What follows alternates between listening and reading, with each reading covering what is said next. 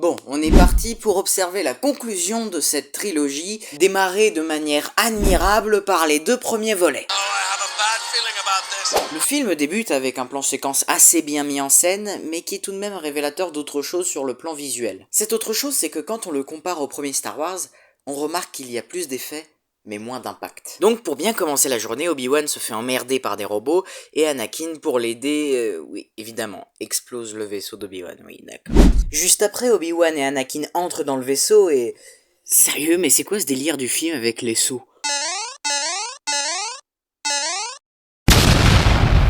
Enfin bon, pour la faire courte, les Jedi parviennent très facilement à vaincre leurs ennemis automates, et ce qui m'étonne un peu d'ailleurs, c'est que ces derniers ressentent la douleur.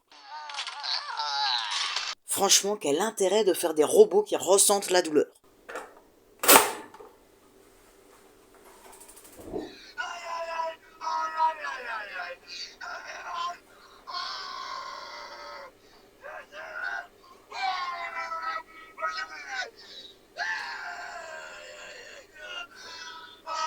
Afin de libérer le chancelier, nos Jedi sont contraints de vaincre le comte Dooku. S'annonce alors une scène épique. Bon, le combat est peut-être pas ouf, mais le personnage de Dooku est quand même très stylé. Depuis notre dernière rencontre, mes pouvoirs ont doublé, comte. Tant mieux. Votre humiliation n'en sera que plus cuisante. Ensuite, les Jedi cherchent à capturer un robot cancéreux, Il a pété un moule en l'air. mais ce dernier parvient à s'enfuir. Les Jedi n'ont alors plus qu'à poser tranquillement le vaisseau.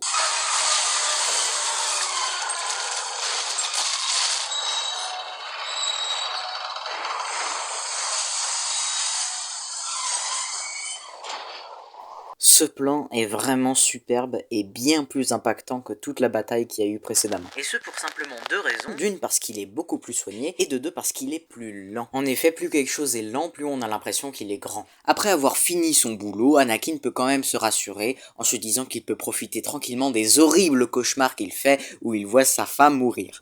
Cela couplé aux abominables manipulations du chancelier Palpatine qui lui fait miroiter que grâce à la magie des Sith, il pourra sauver sa gunzesse. D'ailleurs, cette scène où la manipulation prend forme est absolument superbe. Non seulement en termes de dialogue, mais aussi en termes de mise en scène. Tout d'abord, l'on peut remarquer qu'au moment où Palpatine aborde l'histoire de Dark Plagueis, la caméra se rapproche de plus en plus des deux personnages, comme pour montrer que la caméra, à l'image d'Anakin, est de plus en plus intéressée par ce que dit Palpatine. Il est aussi très intéressant de remarquer comment se place la caméra. En effet, le point de vue de la caméra durant tout le dialogue est extérieur au point de vue des deux personnages. Cela sauf à la fin, où la caméra prend la position d'Anakin. Et c'est à ce moment-là que Palpatine est à la fois le plus proche de lui et de nous. Comme pour montrer que l'impact de son discours a atteint son paroxysme. L'endoctrinement est dès lors total.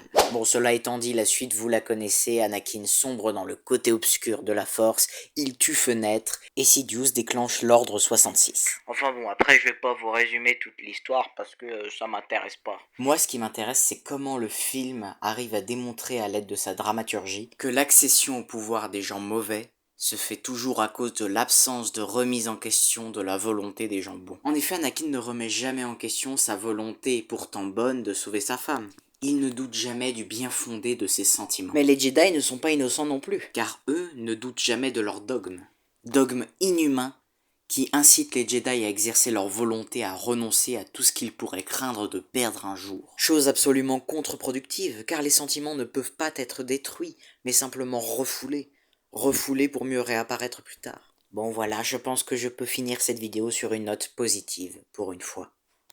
Non, je déconne, attendez, vous avez cru que j'allais pas parler de ce truc complètement con? Attendez, Obi-Wan qui laisse crever Anakin dans la lave au lieu de l'achever, je vais mettre fin à tous les arguments qui essaieraient de défendre Lucas. Non, c'est pas contraire au code des Jedi de tuer, ils l'ont déjà fait plein de fois, et surtout l'achever d'un bon coup de sabre laser, ça aurait été moins cruel que de le laisser brûler. C'est bon, je me suis mis tout le monde à dos, je peux me casser.